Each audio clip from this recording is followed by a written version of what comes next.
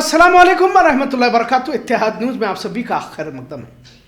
एक फिल्म में डायलॉग था कि शराबी को शराबी नहीं तो क्या पुजारी कहोगे, मतलब वो कहीं पर भी बहाना बनाकर पी ही लेता है। बहरहाल आज जब 31 दिसंबर है तो शराब नोशी आम की जाती है। यकीनन अब 31 दिसंबर को ईसाइयों की जानिब से एक मजहबी त्योहार के तौर पर मनाया जाता है और इनमें शराब उमूमन नोश फरमाई जाती है। लेकिन कुछ दिगर समाज के लोग भी मौके पे चौका की तरह इस त्योहार को मनाते हैं और शराब पीने वालों के लिए जिस तरह एक बहाने की जरूरत होती है, उन्हें ये 31 दिसंबर भी एक बेहतरीन बहाना कह सकते हैं। आज के दिन बिल्कुल यानी कि एक शराब पीना बहुत जरूरी है समझकर कुछ लोग इसे पीते हैं। अक्सर दोस्तों की संगत में इस तरह गैर जरूरी त्योहारों को अपनी अय्याशियों के नजर कर दिया जाता है, जिनमें यानी कि जिन लोगों में इसे जायज करार दिया गया है वो जरूर करें, पर बिला वजह भी कुछ लोग दोस्तों के साथ मिलकर शराबनोशी करते रहते हैं। जाहिर है साल का आखिरी दिन और नए साल की शुरुआत कहते हुए होटलों में जाकर नशे में टुन होते हैं और बात यहां तक होती तो कुछ और होती, लेकिन इसके बाद हादसे का शिकार होकर घर वालों के लिए मातम छोड़ जाते। बेलगाम पुलिस की जानिब से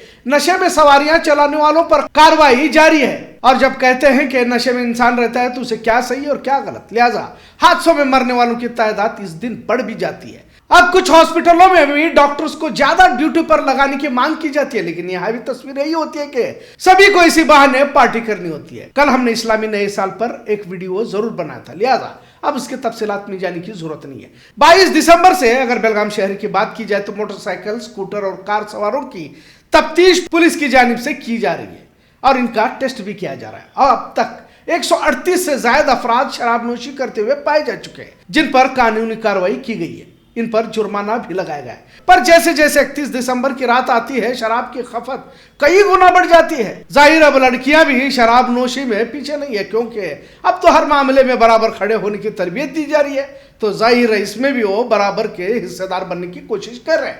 होटलों के दायरे भी वसी होते जा रहे हैं। गैर कानूनी होटलों को खासकर स्टार होटलों में बढ़ावा दिया जाता है। इंतजामिया भी कुछ छोटे होटलों पर कार्रवाई कर अपनी जिम्मेदारी निभाने की एक्टिंग तो करती है, लेकिन जो रुसूख वाले लोग होते हैं इसमें भी आसानी से छूट जाते हैं। बहरहाल कर्नाटक का ही आंकड़ा लिया जाए तो पिछले साल सरकारी तौर पर इसी 31 दिसंबर में 308 करोड़ की शराब नोशी नए साल के जश्न पर पी गई है। बेलगाम जिला भी इसमें पेश है, पर बेंगलुरु में बड़े पैमाने पर शराब नोशी हुई है। अगर दुकानों के हिसाब से अंदाजा लगाया जाए तो जो रिकॉर्ड दर्ज किया गया है 7305 दुकानों से 250 करोड़ से ज्यादा रुपया हासिल हुआ है, जिसमें शराब की बोतलों के 4,83,715 बॉक्सेस खाली हुए।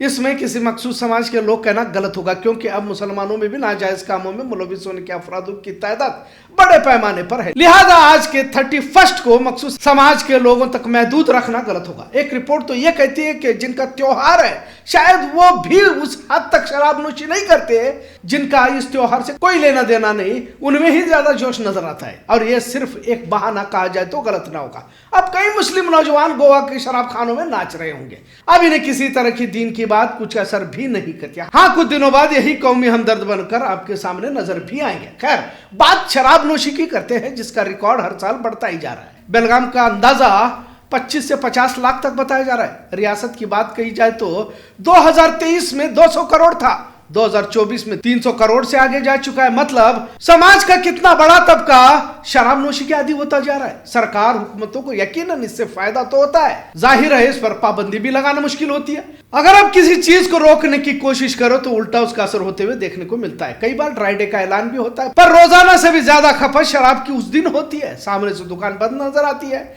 शटर खींचा हुआ रहता है, पर पीछे से बराबर ग्राहक अपने जरूरत की चीज खरीदता रहता है और कुछ तो ज्यादा दाम देकर भी खरीदते रहते हैं। कुछ त्योहारों में जैसे दिवाली या फिर मेले यात्राओं में पूरे गांव में शराब पी जाती है। बाज़ वक़्त तो कई घरों में शराब परोसी जाती है। बेलगाम शहर के अतराफ में काफी बड़े मेले होते हैं और इन यात्राओं में बेतहाशा शराब परोसी जाती है और इसी शराब के नशे में बात हाथापाई और खून खराबे तक पहुंच जाती है। सरकार चाहे तो पाबंदी लगा सकती है, लेकिन रेवेन्यू जनरेट भी तो इन्हीं गलत कामों से होता है और फायदा भी होता है। अगर मजहबी तौर पर देखा जाए तो इस्लाम में ही शराब को हराम करार दिया गया है, पर दिगर मज़ाहिब में और खासकर ईसाइयों में बड़े शौक से नोश फरमाया जाता है। छोटे गांव करियों में शराब के ठेके रुपए दे लेकर शुरू तो किए जाते हैं, पर इन देसी शराब के ठेकों से कई घर उजड़ जाते हैं। पहले इसे दिगर समाज के तबकात में भी बुरा समझा जाता था, लेकिन अब स्टेटस सिंबल बन चुका है।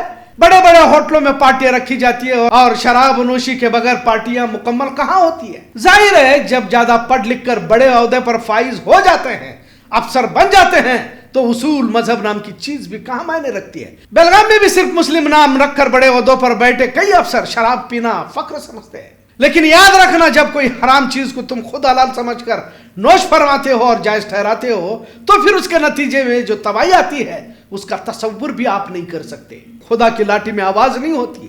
बहरहाल दुनिया में इंसान को छूट दी जा चुकी है और पाबंदियां तो खुदा के मानने वालों के लिए होती है, और हम खुदा की सख्त पकड़ की बात भी उन्हीं खुदा के मानने वालों को बता रहे हैं। दिगर समाज में और खासकर ईसाइयों में इसे नेकी समझा जाता है तो शौक से कर सकते हैं, लिहाजा हर साल शराबनोशी का रिकॉर्ड बढ़ता ही जा रहा है। अब इस साल यानी 2025 की रात और 2026 की सुबह तक कितने करोड़ का नशा किया जाता है मालूम नहीं, और उस हिसाब की हमें जरूरत भी नहीं है, पर वक्त से पहले संभलने की जरूरत है। इसी नशे में कई घर उजड़ जाते हैं, कईयों का तो सुहाग उजड़ जाता है, कई बच्चे यतीम हो जाते हैं। लिहाजा गलत को जोश में सही तो कहा जा सकता है, लेकिन गलत कभी सही नहीं बन सकता। और खासकर लड़कियां जो आजकल अपने आप को अक्लमंद और आजाद ख्याली के समझ रहे हैं, बेहयाई और फैश हरकतें कभी इनकी जिंदगियां संवार नहीं सकती, फिर किसी भी धर्म मजहब की हो, क्योंकि दुनिया का तवाजन उस खुदा ने बड़े ही खूबसूरत अंदाज में रखा है। यकीनन इसे दिगर समाज की लड़कियां समझ तो नहीं सकेंगी। जब मुस्लिम लड़कियां ही अब आजादी के नाम पर गलत को सही साबित कर रही है, तो दिगर समाज से उम्मीद करना भी तो मुश्किल होता है। लेकिन आजकल दिगर माशरे में बहुत हद तक बेदारी भी आ रही है, और कुछ लड़कियां और कुछ खवातीन वापस अपने मौकूफ की तरफ लौटने वाली भी देखी जा रही है। शराब नोशी के लिए सिर्फ बहाने बनाकर होटलों की तफरीह वक्ती तौर पर अच्छी जरूर लगती है, पर यह आदत जिंदगियां तबाह करती है। फिर मर्द हो या औरत, आज के मौजू के पीछे यही मकसद कि शराब नोशी की वारदातें बढ़ने के पीछे कई वजूहत हो सकती है, पर जब आदत बन जाती है तो जिंदगी जहन्नम बनने में देर नहीं लगती। सुकून सिर्फ हलाल कामों में है। पर जैसे हमने ऊपर कहा कि जिनके त्योहार है शायद वो भी उतना शराब नहीं पीते, लेकिन जिनका ईसाइयों के त्योहारों से कुछ भी लेना देना नहीं है, सिर्फ अय्याशी के लिए बहाने तलाशते हैं। कुछ तो हफ्ते महीने पहले ही से गोवा से शराब ला चुके हैं, तो कुछ नकली को असली समझकर भी पीते रहते हैं।